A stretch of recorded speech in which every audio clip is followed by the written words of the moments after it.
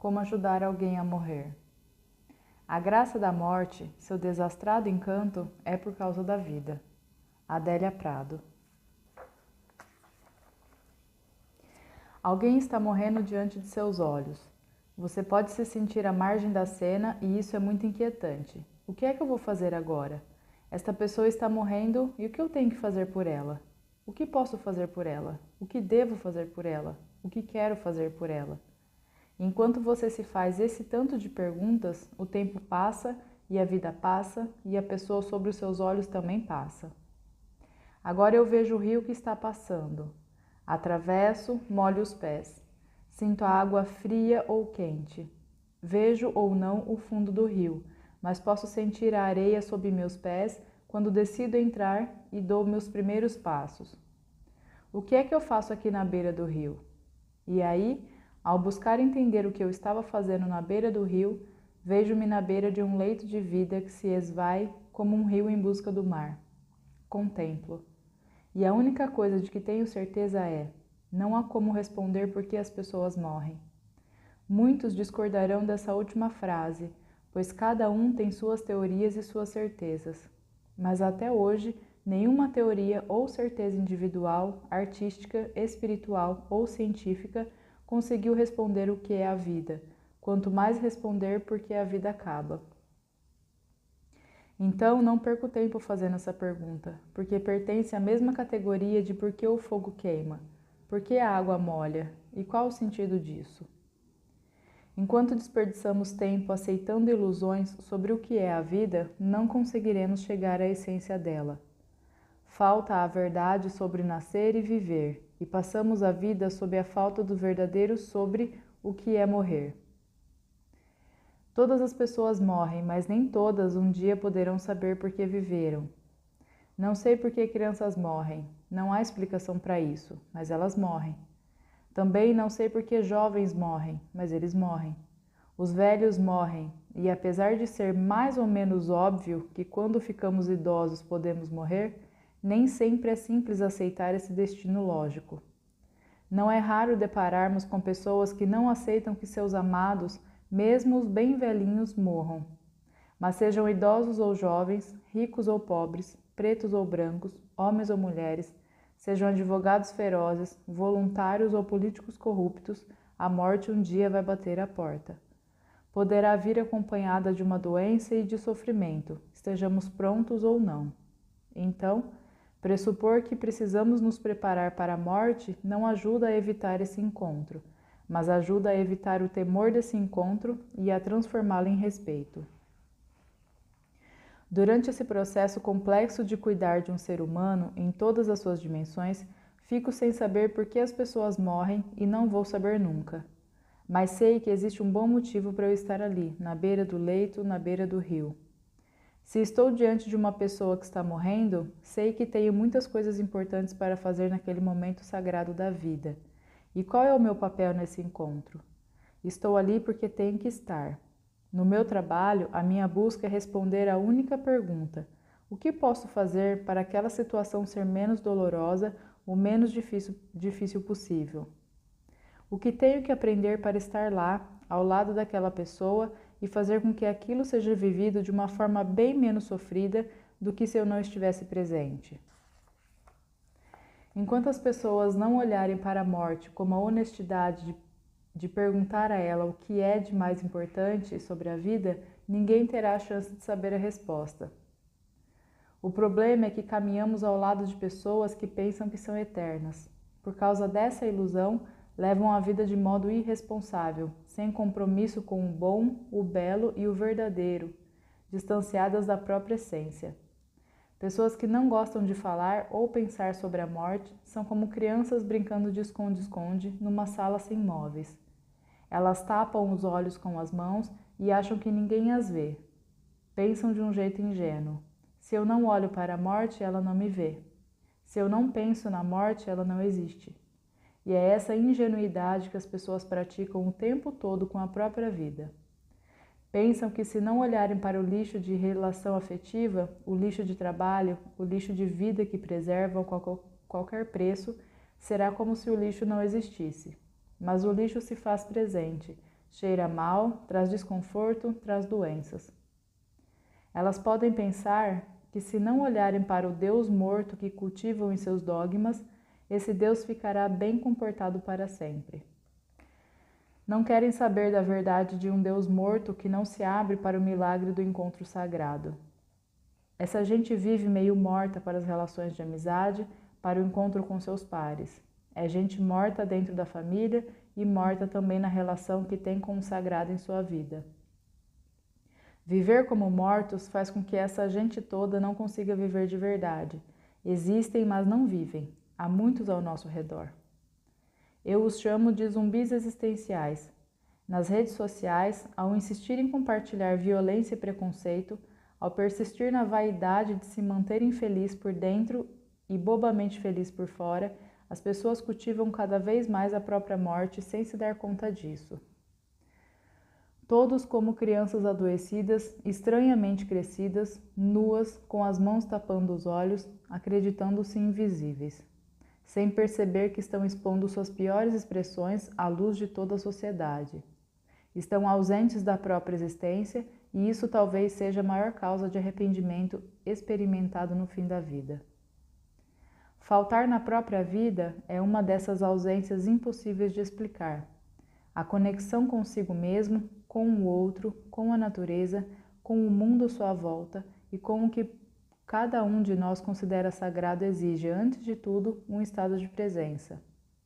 Não há espaço para falar sobre morte com pessoas que não estão vivas em suas vidas. Não estou falando sobre conversar com mortos de fato. Refiro-me a esses mortos-vivos, a essas pessoas que não conseguem realizar com um mínimo de coragem uma reflexão sobre a morte. Zumbis existenciais que já se enterraram em todas as suas dimensões humanas e caminham sem rumo. Só falta morrer fisicamente. Aqui falaremos sobre as dimensões do processo de morte. Na área da saúde, estuda-se muito a parte biológica. No entanto, a biologia é apenas o que nos dá a oportunidade de experimentar o que é ser humano. Porque ser humano não é só ter coração e pulmões funcionando. Não é somente a habilidade de manter seus órgãos trabalhando adequadamente para sentir-se bem. Buscamos viver nas melhores condições normais de temperatura e pressão, que os cientistas gostam de chamar de CNTP. Mas para que almejamos condições normais de temperatura e pressão? Para que desejamos ter órgãos e funções corporais em pleno funcionamento? Para que possamos ter a experiência de ser humanos. O ser humano é a única espécie na Terra que é definida por um verbo. Vaca é vaca, boi é boi, borboleta é borboleta, mas ser humano, só nós. Nascemos animais, mamíferos pensantes e conscientes, mas só nos tornamos humanos à medida que aprendemos a ser humanos. No entanto, a maior parte dos animais da nossa espécie ainda não sabe o que é isso.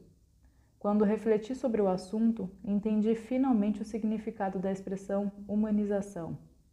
Até então, me parecia um sentido humanizar o humano. Agora percebo claramente que a maior parte dos animais pensantes e conscientes de nossa espécie se comporta de maneira instintiva e cruel, não se aprofundando em seus pensamentos, sentimentos e atitudes. Falar em humanizá-los, portanto, passou a fazer sentido para mim. A gente está sendo, e a completude de ser humano só se dá quando sabemos qual é a finalização desse processo. Cada um de nós se organiza, se descobre, se realiza para ser humano até o dia em que a morte chega. E é só pela consciência da morte que nos apressamos em construir esse ser que deveríamos ser. Chega uma hora em que nos preocupamos em fazer check-up, em perder a barriga, em tomar conta da vida dos filhos. Pensar na morte nos faz pensar que é preciso fazer alguma coisa. Outro grave engano. Vamos nos distanciando do ser pelo caminho do fazer. Pensamos então que uma vida boa é uma vida que nos levou a ter coisas e a fazer coisas. Mas quando chega o tempo da doença, não podemos mais fazer nada. E quando deixamos de fazer, pensamos que isso é morrer, mas não é ainda. A ideia de ser humano é simplesmente existir e fazer diferença no lugar onde estamos, por ser quem somos. As pessoas que se ausentaram da própria vida serão apenas ausências no tempo do morrer, porque muita gente é assim na vida, um ausente quase que constante, e quando está presente, sente que esse tempo está vazio. Voltando às dimensões da morte, para ajudar uma pessoa que está morrendo, é preciso entender o que está acontecendo com ela.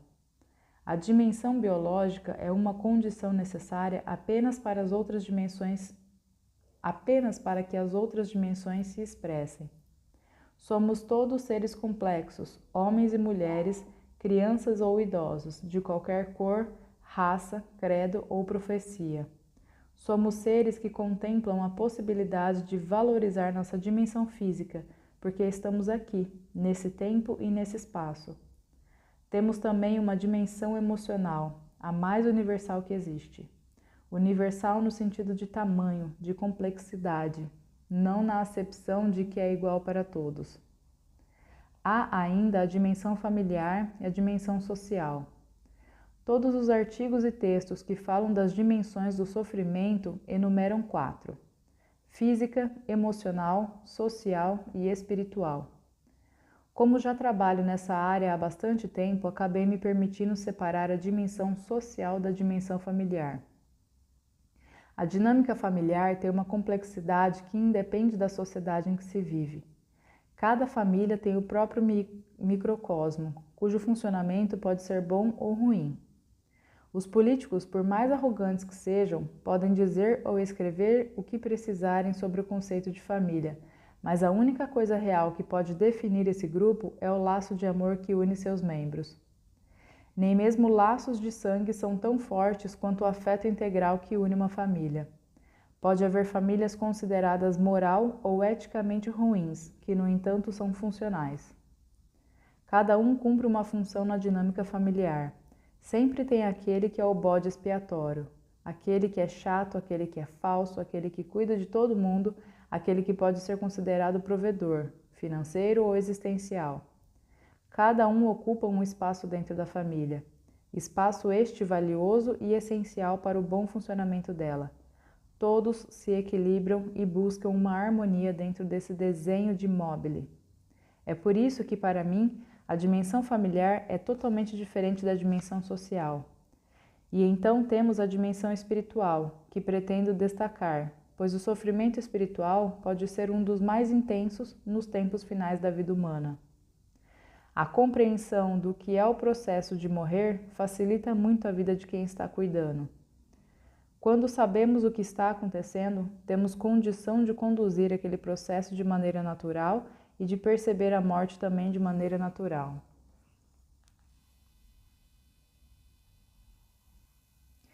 Permissão para a morte natural. A morte será meu maior acontecimento individual. Clarice Lispector. O que é a morte natural no mundo em que a ciência fala de células-tronco? Hoje vivemos uma era ímpar da medicina. Muito se pode fazer para prolongar a vida humana. Ainda assim, mesmo com toda a tecnologia, morreremos. Ter uma morte natural pressupõe a existência de uma doença que segue seu curso natural de evolução, independentemente dos tratamentos que possam ser oferecidos, mesmo os mais modernos. Morte natural é aquela que acontecerá em decorrência de uma doença grave e incurável, que está piorando e para a qual a medicina esgotou suas possibilidades de tratamento. Nada impedirá a pessoa que tem tal doença de chegar à morte. É uma condição inexorável para aquela situação. É a essa pessoa, a esse paciente, que ofereço os cuidados paliativos. Os cuidados paliativos que pratico há 20 anos são esse processo de assistência para quem está na reta final. Às vezes, a reta final não é uma reta final no tempo, é a reta final da nossa vida. A terminalidade pode se prolongar por anos. Terminalidade não é a semana que vem. Terminalidade não é tempo, e sim uma condição clínica que advém de uma doença grave, incurável, sem possibilidade de controle e diante da qual, impotente, a medicina cruza os braços. Isso pode ser vivenciado em horas, dias, semanas, meses ou anos. Se a doença avança devagarzinho, pode levar anos. Se vai depressa, a pessoa parte em uma semana ou em poucos dias. Na dimensão biológica, quando fui pesquisar o que é o processo da morte, a medicina tradicional não me forneceu respostas para as perguntas que me inquietam. Falando agora de maneira bastante técnica, o processo ativo na iminência da morte é descrito como uma falência de órgãos ou até uma septicemia. Por isso, a maioria das pessoas que morrem são levadas ao hospital e transferidas para a unidade de terapia intensiva. Os médicos ainda não aprendem na faculdade a diferença entre ter uma parada cardíaca e morrer.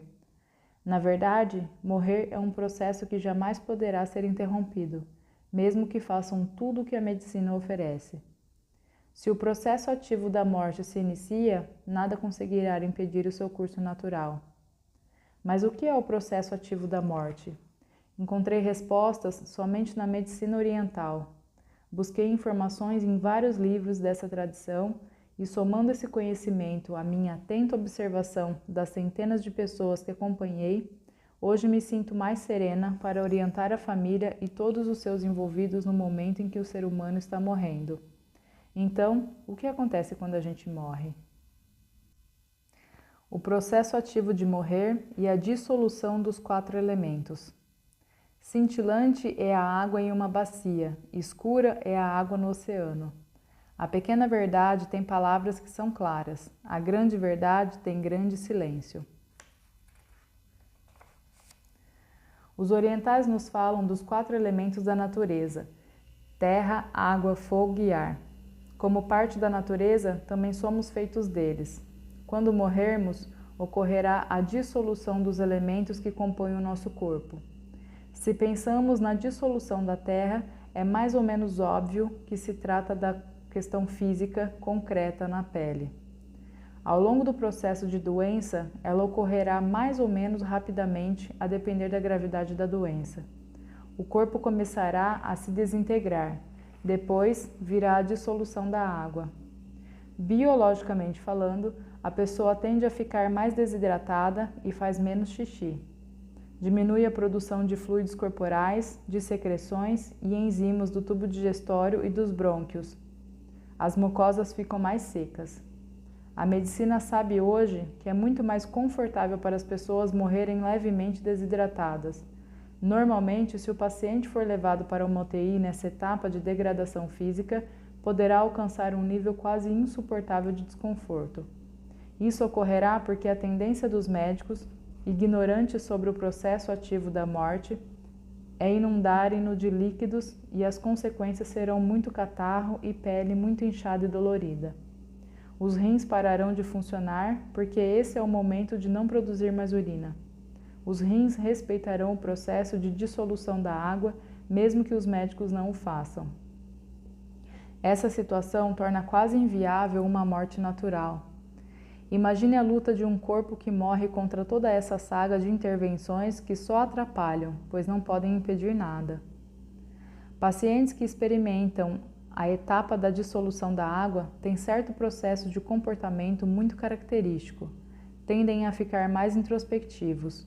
Olham para dentro de si e para dentro da própria vida. Chega o momento da verdade, de encarar com honestidade o caminho percorrido. Nessa hora, alguém pode prescrever um antidepressivo. Sabemos que não se pode ficar quietinho e pensativo na sociedade de hoje. Seremos rapidamente questionados: o que está acontecendo com você? Você não pode desanimar. Você tem que lutar, tenha fé. Parece não ser permitido olhar para o sentido de tudo o que está acontecendo e buscar a nossa essência de vida. Mas, à revelia das imposições da sociedade e dos antidepressivos, o processo de dissolução da água acontecerá com todos. Se estiver em um momento assim e o antidepressivo for prescrito sem indicação verdadeira, o paciente não sofrerá ao revisitar seus caminhos e suas escolhas, mas tampouco conseguirá ser feliz e se sentir realizado com o que lhe restou. Os sentimentos e os estímulos emocionais chegam a um paciente mal medicado e envoltos em celofane. Haverá apenas a ausência de sentir o que quer que seja, só o vazio acontece. Esse paciente não sente frio, calor, não sente emoção, não sente nada. Suponhamos então que não tenha um passado antidepressivo e que a pessoa está ficando um pouco mais triste. Então a família fala: "Você está triste? Não está reagindo?" Sim, está reagindo. Está reagindo internamente, mergulhando fundo como nunca antes, buscando a si mesma dentro da própria essência, porque nesse momento em que estará se aprofundando na própria essência, começa a dissolução do fogo. É desse aprofundar-se que o paciente emerge pleno. Na dissolução do fogo, cada uma das células tomará consciência de que o tempo está acabando, mas que ainda é tempo de vida. Sempre há tempo para ser o protagonista da própria vida, mas na dissolução do fogo encontramos o espaço de manifestação mais pleno dela. Estamos caminhando para o fim, mas agora o caminho fica mais belo e mais cheio de vida. Se cada uma das suas células percebe o fim, poderíamos pensar que haveria um caos de desespero, um estado de pânico celular e um colapso absoluto. Não, isso não acontece. Se tivéssemos sempre essa conexão com a nossa consciência celular, estaríamos vivendo o tempo inteiro em harmonia e equilíbrio. Quando cada uma das células se dá conta de que seu tempo aqui está se encerrando, elas se esforçam para mostrar pela última vez seu melhor estado de funcionamento. Então, as células do seu fígado se tornam hepatócitos exemplares, mas as do pulmão, incrivelmente hábeis em realizar as trocas gasosas. As células do seu cérebro despertam, e aqueles neurônios todos que nunca foram usados acordam e, curiosos, observam o cenário e dizem: "Deixe-me ver o que está acontecendo." De repente, todo o seu corpo funciona bem. O que então acontece com a pessoa? Ela funciona bem também. É a famosa visita da saúde, a melhor antes da morte, a bela força da última chama da vela. A dissolução do fogo traz para aquele ser humano que morre a oportunidade de perceber que veio a este mundo para ser humano. E essa pessoa tem a chance de mostrar ao mundo o motivo que a trouxe até aqui: amor. O que vejo na dissolução do fogo de quase todos os seres humanos de quem cuidei em seus tempos finais é que viemos para caminhar na amorosidade. Não importa quanto de lixo a pessoa carrega dentro de si, na dissolução do fogo, o lixo será transformado em amor. Seja ela quem for, terá a chance de mostrar que o mundo é bom e melhor simplesmente porque ela existe ou existiu. Se você conhece a criatura mais trash da face da terra, olhe para ela e sorria com esperança. Ela terá uma chance incrível de ser alguém melhor na hora de morrer. Mesmo as pessoas que não morrem de morte anunciada, mesmo aquelas que morrem em acidentes ou com as doenças fulminantes, quase sempre se diz que mostraram mudanças no comportamento pouco tempo antes de a morte acontecer. Diversas respostas chegam nesse momento da dissolução do fogo, e a pessoa tem e se permite a chance de amar, de ser amada, de perdoar, de pedir perdão, de falar muito obrigada. Se tiver consciência do que está acontecendo, ela se despede. Não há um tempo determinado para isso, pois cada um tem seu tempo.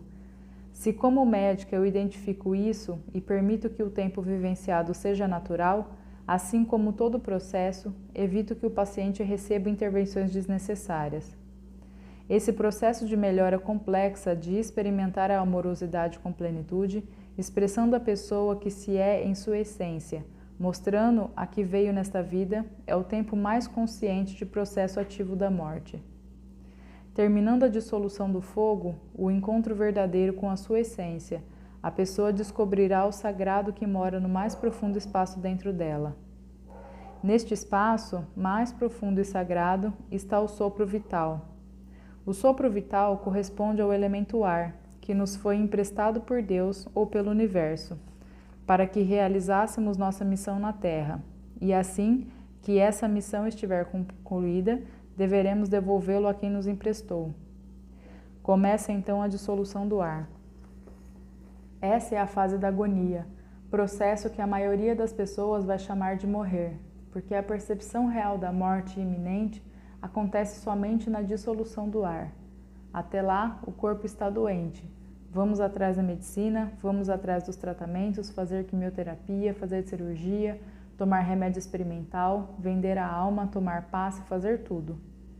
Na dissolução da água existe a tristeza, que pode ou não ser atenuada pelo antidepressivo, mas acontece.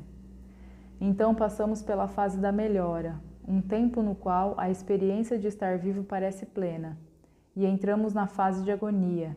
Teremos de devolver o sopro vital, e ele sairá pelo mesmo caminho por onde entrou. Virá a fase da agonia respiratória, em que a pessoa respira mal, rápido ou devagar, depois faz uma pausa, seguida de uma respiração profunda. Quem acompanha um paciente passando pelas dissoluções anteriores consegue manter sintonia com a pessoa que está morrendo. Na dissolução do ar, não, é diferente.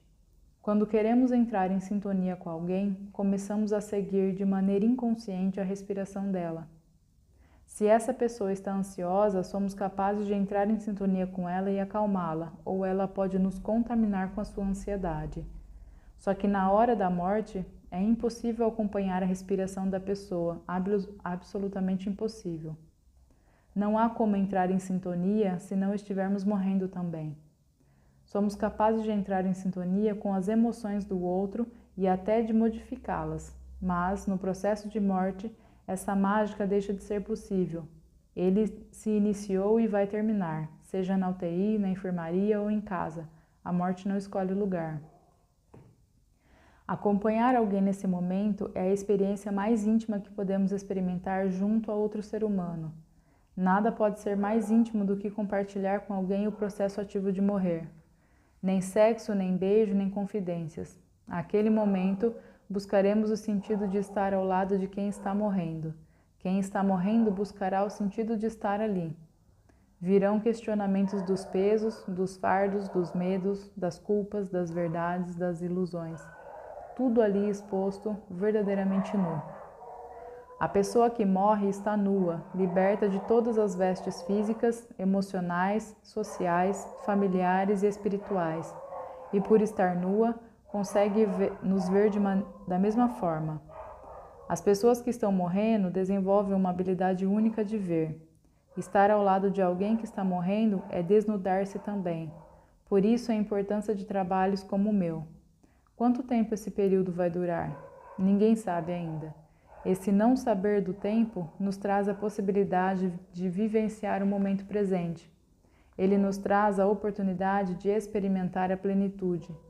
Quando dizemos que nos sentimos plenos, é porque estamos com o pensamento, o sentimento, a atitude e o corpo, todos juntos no mesmo lugar ao mesmo tempo. Estar ao lado de alguém que se aproxima da morte pode ser um momento de plenitude da nossa vida, algo que ocorre rápida e fugazmente. A morte do outro ou a nossa será uma rara ou até única experiência de estarmos verdadeiramente presentes na nossa vida.